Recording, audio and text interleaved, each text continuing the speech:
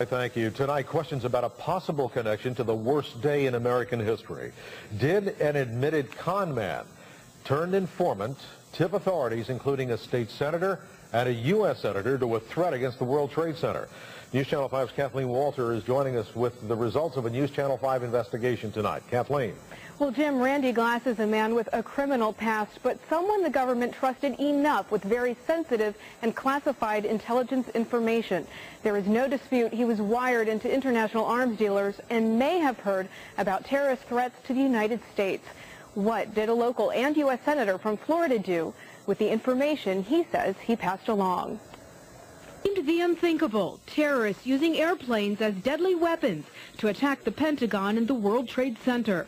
But to Randy Glass, the idea that terrorists wanted to bring down the Twin Towers came as no surprise to him. I felt incredibly uncomfortable because I knew that something was going to happen.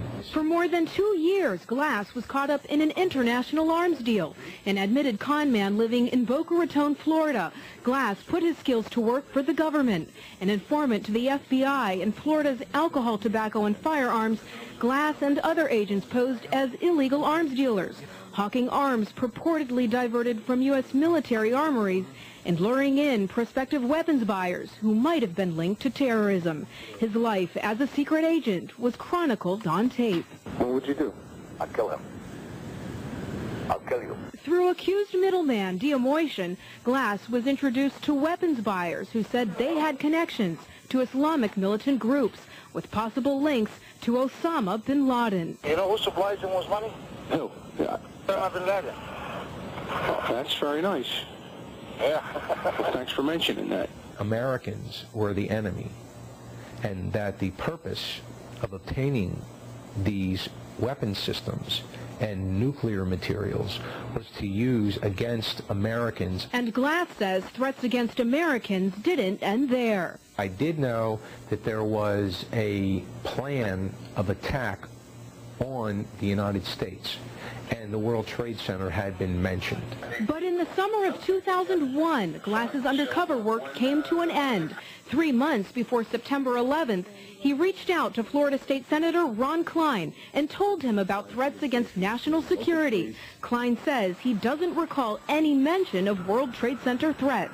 This is before September 11th and all that.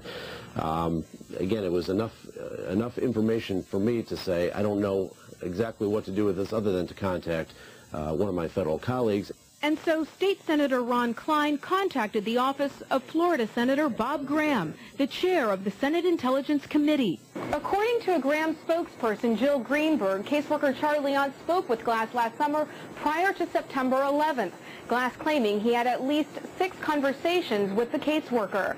And while we've been unable to corroborate the nature of those conversations, Greenberg confirms some of that information was passed along to the Senate Intelligence Committee. A few months before September 11th, your office received information from ATF informant Randy Glass, who also worked on the terrorism task force, and he also advised your office of terrorist intentions to bring down the World Trade Center. And this was before September 11th. Your office tells me it forwarded information from Mr. Glass to the Intelligence Committee. And my question is, why did no one from the committee follow up with Mr. Glass to pursue this? Well, because we in turn gave that information to the appropriate intelligence agency. We are an oversight and legislative agency. The actual operations of collection of information, interviewing possible sources, is the responsibility of the FBI if it's a domestic matter, or the CIA if it's foreign. And according to State Senator Klein, 3 weeks after he made initial contact with Senator Graham's office in the summer of 2001, staffers there confirmed to him Glass's information had been passed on to the intelligence community. They confirmed to you that they sent it along. Mm-hmm. They said to me that they had spoken, they had processed it through their office, and spoken to Randy, I believe is what they said, and they had processed it. I had a concern about that and a dozen other pieces of information which were emanating in the summer of 2001. So you did forward Mr. Glass's information along to whom?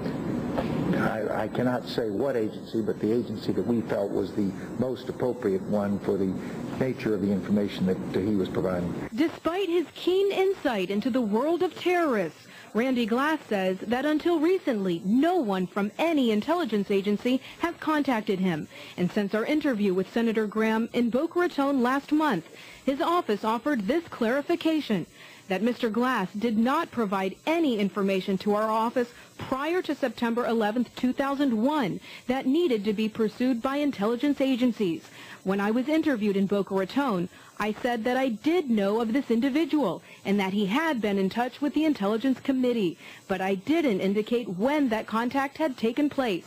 It was earlier this year, not prior to September 11, 2001. Even though Graham's press aide Jill Greenberg and State Senator Klein say Glass's information did go before the intelligence community prior to September 11, 2001, the senator still maintains that's not the case, even though that's what he initially told us. Jim? Kathleen, a lot of information to digest, but do we know exactly what information did go to the senator? Well, at the end of the day, we just don't know. We called Graham staffer Charlie on several times to find out more about his conversations with Mr. Glass, but he did not return our phone calls. We are still investigating and hope to have answers in the coming weeks. Live on the Night Beat, Kathleen Walter, News Channel 5.